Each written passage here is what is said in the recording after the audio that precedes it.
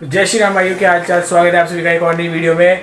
और आज की इस वीडियो में पहले तो मैं आपको अपना वर्कआउट दिखाऊंगा हर बार की तरह, और उसके बाद एक इन्फॉर्मेटिव चीज़ जो आज का जो टॉपिक होने वाला है, मैं ऐसी 5 चीज़ें बताने वाला हूँ जिसने मेरे गेन्स को बहुत स्लो किया।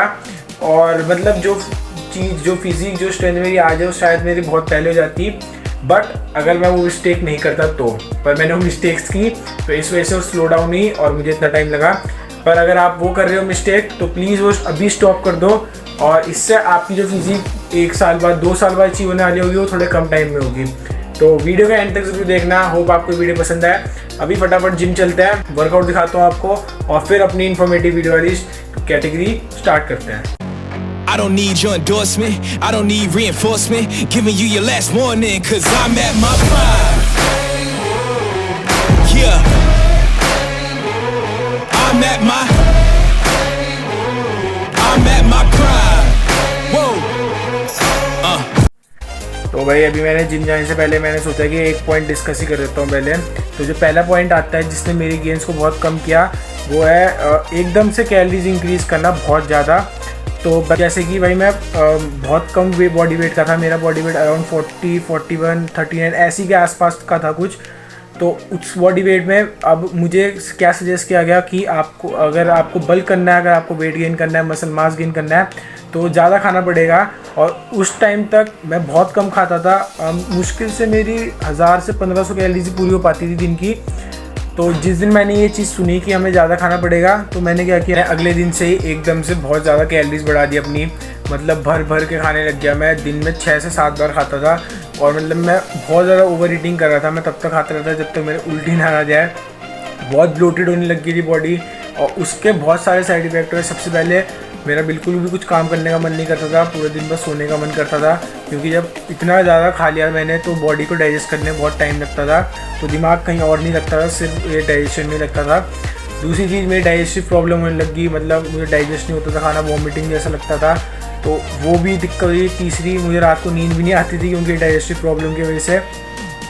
चौथी चीज़ जो होती थी, मैं वर्कआउट भी नहीं कर पाता था अपने ढंग से, क्योंकि मेरे जो बॉडी थी वो खाना ही नहीं डाइजेस्ट हुआ था मेरा। तो वर्कआउट तो क्या ही होता मेरे से। तो मतलब वो मेरे 1-2 महीना तो बहुत बेकार गए यही करने में, इतना ज़्यादा खाते में।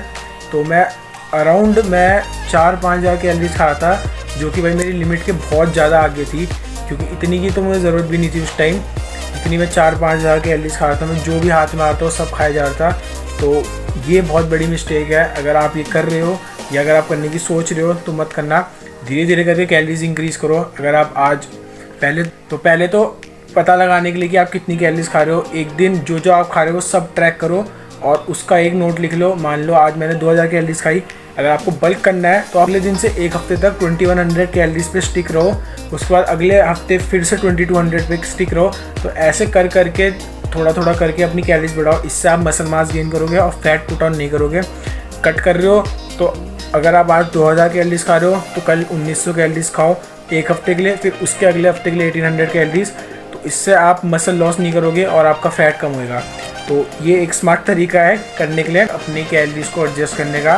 तो मेरी तरह गलती मत करना, वरना भाई बहुत दिक्कत हो जाएगी। तो अभी ये था मेरा पहला पॉइंट। अब फटाफट जिम चलता हूँ मैं। आज जो मेरी वर्कआउट है वो है बेंच। तो दिखाता हूँ आपको जिम चल के बेंच और अपनी थोड़ी बहुत साइड की एक्सरसाइज हो जाए, और उसके बाद वापस से अपने टॉपिक पे वापस आएंगे। चलो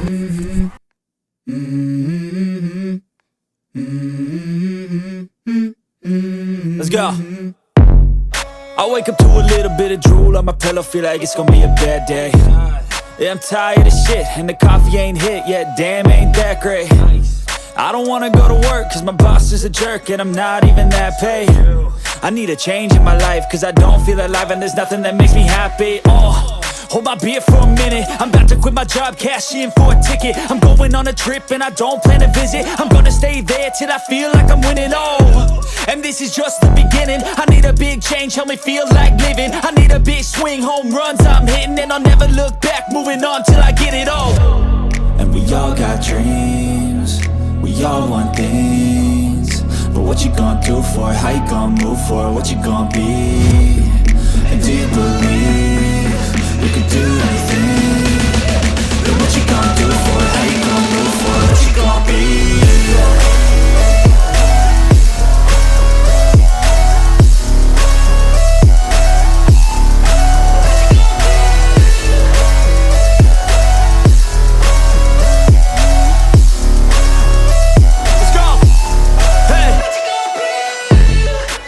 this is my life, my strife, my right to fight, to die on. And this is my game to play, to claim a brand new name, oh. And I ain't gonna lie to you, I'm a bit nervous that I might screw everything up that I've ever done. But what's the point of living if you ain't having fun? I guess I'll try this, तो भाई मैं घर पहुंच चुका हूँ workout करके, और भाई बढ़िया गया आज का वर्कआउट भी। और आजकल के वर्कआउट बढ़िया जा रहे हैं भाई सारे, टचवुड भाई, किसी की नज़र ना लगे, बढ़िया जा रहे हैं वर्कआउट। और जैसा मैं एक्सपेक्ट कर रहा हूँ उससे भी बढ़िया जा रहे हैं वो। तो बढ़िया वर्कआउट गया मेरा आज का।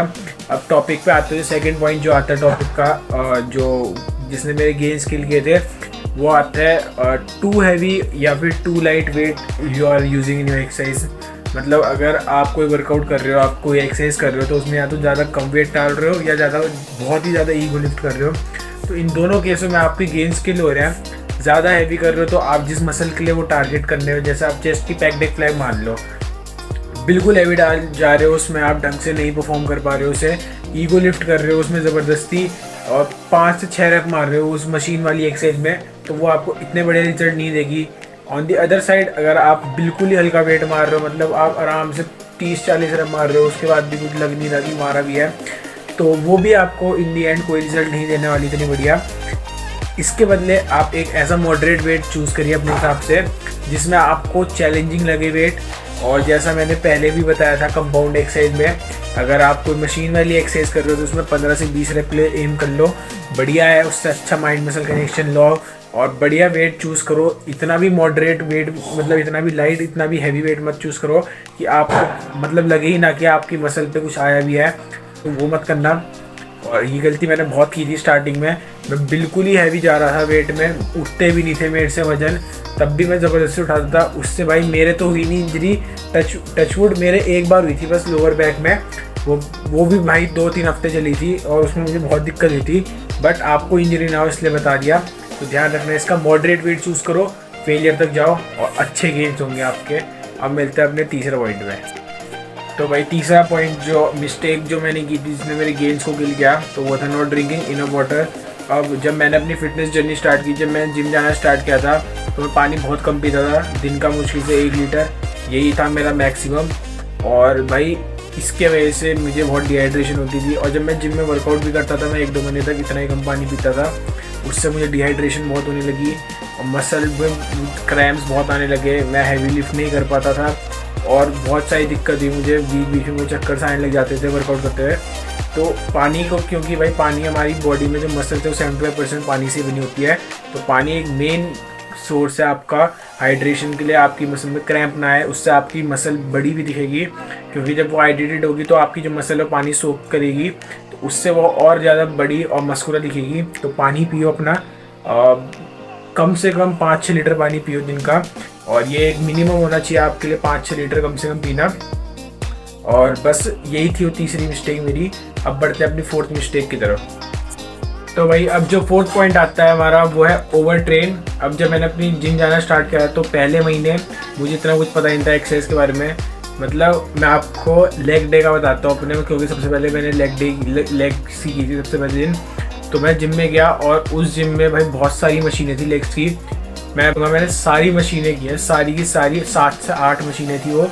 उसके अलावा मैंने उनके भी वेरिएशंस किए, barbell squats, front squats, leg press, calf raise, hamstring curls, RDS, deadlift. मैंने मतलब जितनी भी लेग्स की एक्सरसाइज मुझे उस टाइम पता थी मैंने गूगल से देखे, और जितनी भी थी उसमें सारी की मैंने बिल्कुल गलत फॉर्म के साथ। और रिजल्ट क्या हुआ भाई, मैं 4 दिन तक मैं ढंग से चल नहीं पाया था, क्योंकि मेरी बहुत ज़्यादा ट्रेन हो गई थी। और तो इसलिए ओवर ट्रेन मत करो। और रिजल्ट्स क्या है ओवर ट्रेन के, साइंस ओवर ट्रेन के, कि आपने मसल ओवर ट्रेन किया है भाई, बहुत ज़्यादा एक्सट्रीम सोर हो जाएगी तुम्हारी बॉडी। एक्सट्रीम मतलब भाई तुम्हारी उस पार्ट को अगर आप छूओगे भी, जैसे आपने लेग्स की, तो लेग्स को छूने में भी तुम्हारा दर्द होगा, तो वो एक बहुत वो साइन है कि आपने ओवर ट्रेन किया है, और उससे कुछ फ़ायदा नहीं होने वाला आपको।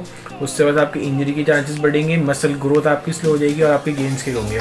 तो ओवर ट्रेन मत करो। जैसा मैंने बताया, हफ्ते में 2 बार अगर एक मसल को दे रहे हो तो 2 से 3 एक्सरसाइज पर सेशन इनफ। एक बार ट्रेन कर रहे हो 4 से 5 एक्सरसाइज इनफ। तो ये इनफ होगी आपके लिए, और ये एक अच्छा साइन है आपके लिए मसल ग्रोथ के लिए। तो ओवर ट्रेन मत करना मसल, स्मार्ट ट्रेन करो और हार्ड जाओ, और हर साइड में फेलियर तक जाओ बस। तो जो 5th पॉइंट आता है हमारी वीडियो का, वो है भाई नॉट हैविंग इनफ नॉलेज। अब जब मैंने जिम स्टार्ट किया था मुझे नॉलेज नहीं थी इन चीज़ों के बारे में, तो मैं जो चीज़ें बताता रहा मैं सब करता रहा बिना किसी रिसर्च के कि इससे ये होगा भी कि नहीं होगा, मेरे साथ ये होगा भी कि नहीं होगा।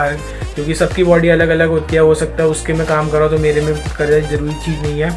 तो इसलिए भाई मुझे बहुत डिफ़िकल्टीज फेस करने को मिली, मुझे बहुत सारी प्रॉब्लम हुई, बट इसलिए आपको बता रहा हूँ नॉलेज लो और सावधान रहना उन चीज़ों से जिससे आपको प्रॉब्लम हो। क्योंकि अगर आप कोई भी चीज़ फॉलो कर रहे हो तो भाई वो बेनिफिट देनी चाहिए आपको, साइड इफ़ेक्ट नहीं होना चाहिए उसके। तो कुछ भी चीज़ अगर कोई बोल रहा है उसके बारे में रिसर्च करो और फिर उससे फॉलो करो, वरना आपको भाई दिक्कत हो जाएगी। इसलिए बता रहा हूँ कोई भी चीज़ बता रहा है उसको एक बार सर्च करो, आप पे गूगल है उसमें देखो और सही नॉलेज कहाँ से मिलेगी अब आपको। तो सबसे पहले तो भाई मेरा चैनल, आप मेरे चैनल से देख सकते हो, मैंने बहुत सारी वीडियो डाली है और आगे भी डालूंगा ऐसी, तो हो सकता है वो चीज़ें आपको हेल्प करे। बहुत सारे फिटनेस यूट्यूबर हैं, उन सब की वीडियोस देखो आप और उनकी भी जो चीज़ें बताते हैं एक एक को रिसर्च करो और फिर इम्प्लाई करो अपने ऊपर। ऐसे एक किसी ने बोला और हो सकता है उस पर क्या हो आप पे ना करे, हो सकता है ऐसा। तो इसलिए जो वो बोल रहा है अपने ऊपर इम्प्लाई करने से पहले उसे रिसर्च करो। तो बाकी भाई बस इतना ही था इस वीडियो में। होप आपको वीडियो पसंद आई हो। वीडियो पसंद आई तो भाई लाइक कर देना और मिलता हूँ आपसे अगली वीडियो में। कोई और टॉपिक पे वीडियो बनानी है कमेंट कर देना, मुझे तुम्हारा भाई बना देगा तुम्हारे लिए वीडियो। अब मिलता है आपसे अगली वीडियो में, तब तक के लिए स्टे फिट स्टे स्ट्रॉन्ग। जय श्री राम भाइयों।